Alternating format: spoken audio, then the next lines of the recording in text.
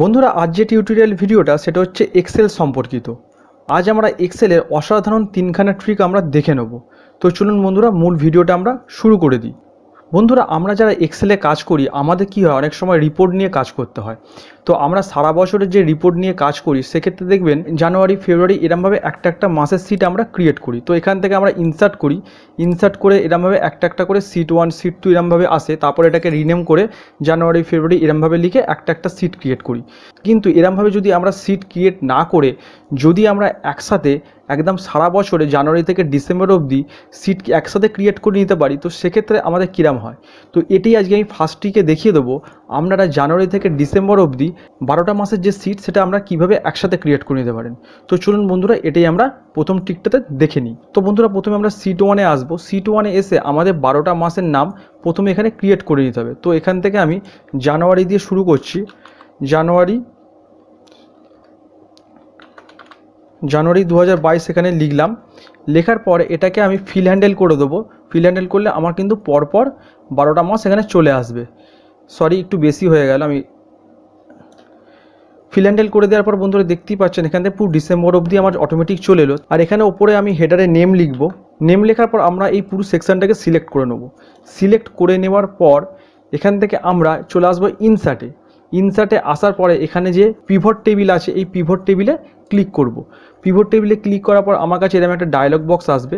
তো এইখান থেকে আমি কিছু করব না, জাস্ট এখান থেকে আমি একটা ওকে করে দেবো। ওকে করে দেওয়ার পর বন্ধুরা ডান সাইডে দেখতে পাচ্ছেন আমার এখানে আর একটা ডায়লগ বক্স চলে এসছে।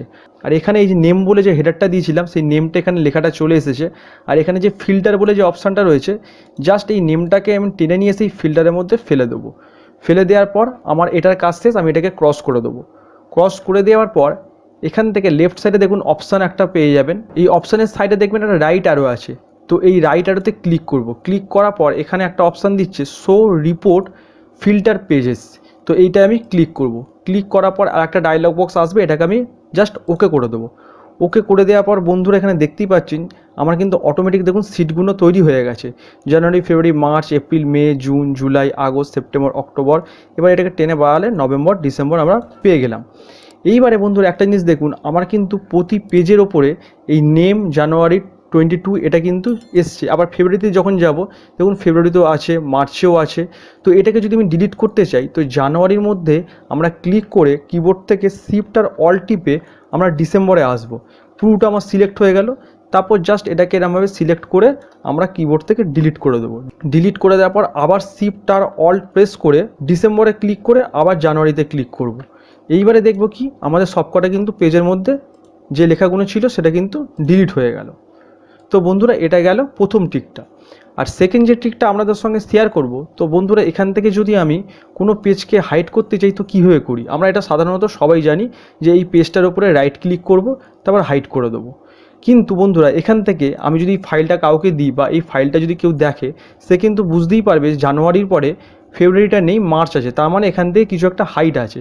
তো আবার যদি মার্চের ওপরে গিয়ে আমি যদি আনহাইড করে দিই তাহলে কিন্তু দেখুন ফেব্রুয়ারিটা কিন্তু আমাদের চলে আসবে। আর আমি যে ট্রিকটা এখন আপনাদের দেখাবো সেই ট্রিকটা দেখে নিয়ে যদি আপনারা হাইড করেন সেক্ষেত্রে বন্ধুরা কেউ কিন্তু বুঝতেই পারবে না আপনার এখান থেকে কোনো পেজ হাইড করা আছে বলে। তো সেইটা কিভাবে করব সেটা চলুন দেখে নিই। তো বন্ধুরা প্রথমে আমি এই ডেভেলপার অপশানে আসবো। আর যাদের এই ডেভেলপার অপশানটা নেই তারা কিভাবে এটা অন করবেন আগে দেখে নিন। তো এই রিবন বার থেকে যে কোনো একটা মেনুতে আমি ক্লিক করে রাইট ক্লিক করব। রাইট ক্লিক করার পরে এখানে কাস্টমাইজ রিবন বলে যে অপশানটা আছে এটাতে ক্লিক করব। আর কাস্টমাইজ রিবনে ক্লিক করার পরে এখানে দেখুন ডান সাইডে দেখতে পাবেন ডেভেলপার। এই ডেভেলপটা আপনাদের আনটিক থাকবে, এটাকে টিক করে দিয়ে যে ওকে করে দেবেন সঙ্গে সঙ্গে আপনার ডেভেলপার অপশানটা অন হয়ে যাবে। তো এই ডেভেলপার অপশানে আসার পরে আমরা আসবো ভিজুয়াল বেসিক এই অপশানটায়। তো ভিজুয়াল বেসিকে আমরা ক্লিক করলাম। ভিজুয়াল বেসিকে ক্লিক করার পরে আমরা এটুকু টেনে এটা নিচের দিকে নামাই। তো দেখতেই পাবো বন্ধুরা এখানে আমার কিন্তু আমার সবকটা মাসের যে সিটগুলো আমি বানিয়েছিলাম সেই সিটগুলো কিন্তু এখানে দেখাচ্ছে। ধরুন এখান থেকে যে ফেব্রুয়ারি মাস যেটা রয়েছে বা মার্চ যেটা ইচ্ছা, যেটা আপনাদের ইচ্ছা, ধরুন মার্চটাই আমি করে দেখাচ্ছি। এই মার্চটাকে যদি আপনারা এখান থেকে হাইড করতে চান তো কীভাবে করবেন। তো মাসটাকে হাইড করতে গেলে আমার দেখুন নিচে একটা অপশান ওপেন হয়ে আছে। যদি আপনারা এই অপশানটা না পান তো কি করবেন, মাসটাকে সিলেক্ট করে বা যে মাসটাকে আপনারা হাইড করতে যাচ্ছেন সেই মাসটার ওপরে সিলেক্ট করে ভিউ মেনুতে আসবেন। ভিউ মেনুতে আসার পরে এখানে প্রপার্টিস উইন্ডো, এটাতে ক্লিক করবো, প্রপার্টিস উইন্ডোতে ক্লিক করার পর আপনাদের ঠিক এই সেকশানটা ওপেন হয়ে যাবে। তো ঠিক নিচের দিকে আসবো, ভিজিবল লেখা আছে, তো এই ভিজিবল লেখাটাও ক্লিক করে এই ডাউন অ্যারোটায় ক্লিক করব, তারপর দেখবো এখানে লেখা আছে হ্যাপি হিডেন। তো এই হ্যাপি হিডেনটায় ক্লিক করব, ক্লিক করার পর জাস্ট এই পেজটাকে আমি এখান থেকে ক্রস করে দেবো।